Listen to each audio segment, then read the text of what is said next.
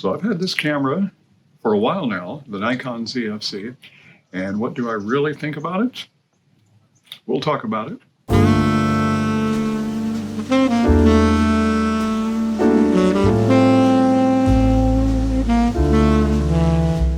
Now that we are into a new year, 2024, I just realized I've had this camera, the Nikon Zfc, officially now for just over a year.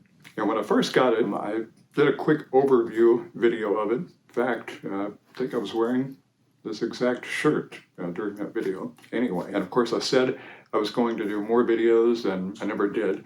But maybe now is a better time because I can actually speak on it after having a year's worth of experience using the camera. Now, I was very excited when I first got it, just loved the camera.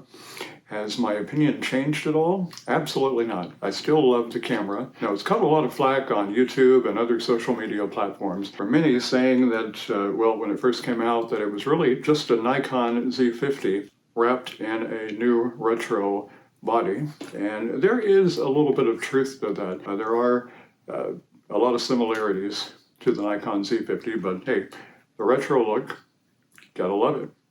I love it, and if I paid more because of the retro look, so be it. I'm okay with that. Now, in terms of video, I haven't really used it a whole lot for video. There is no IBIS, and I don't do a whole lot of videos, sit down talking head videos like I'm doing right now. But I guess, if I was wanting to do some static shots and have it on a tripod, then I would probably use it more, but I just don't.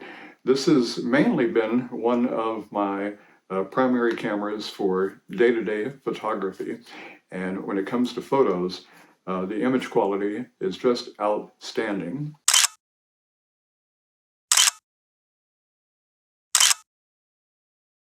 Now, when I purchased mine, it came with the 16 to 50 millimeter kit lens that's on it right now, and I kind of wondered, about kit lenses, but I have to say this is a fantastic lens. And even though it's f3.5, it performs really well in low light situations. I took this camera out to a carnival a while back and was just amazed at the image results.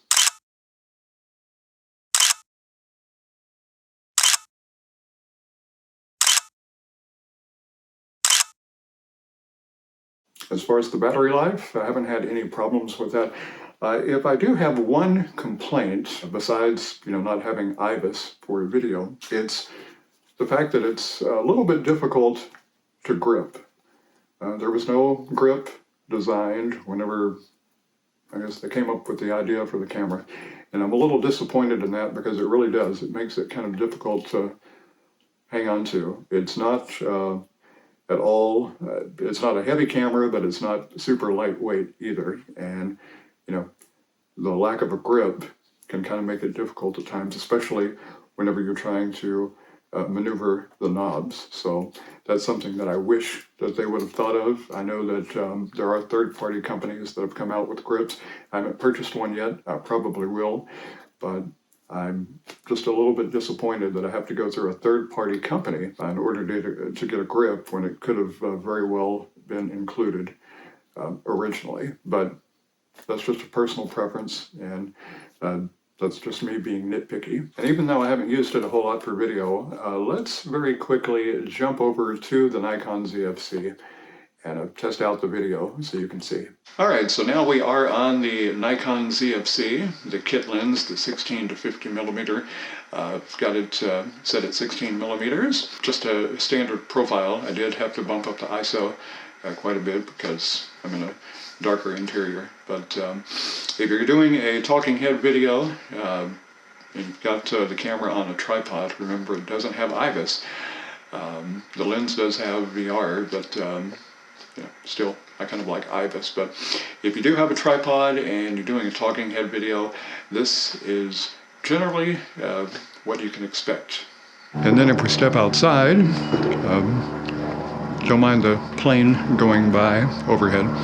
But anyway, if you're outdoors, this is what you can expect as far as walking and talking.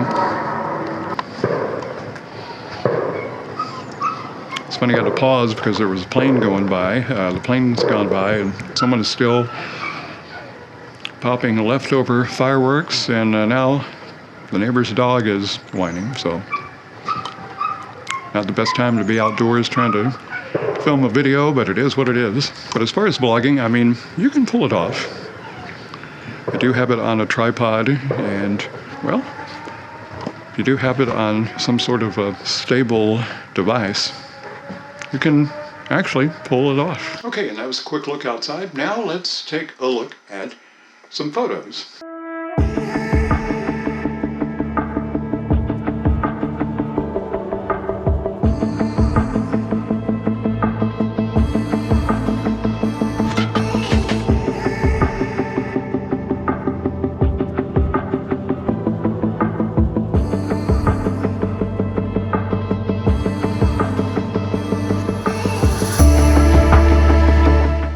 I really do enjoy the image quality that this camera provides. And in my opinion, after a year, well, it's just as great as I hoped it would be when I originally purchased it. So it's definitely a camera that I plan on hanging on to. Now, who is it for?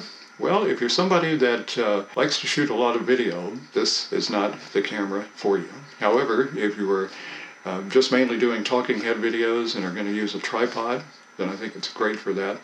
But ideally, I think it's perfect for day-to-day photography. So for anyone that maybe occasionally likes to grab some video, but for the most part, it's all about photography, I think this camera is a perfect choice.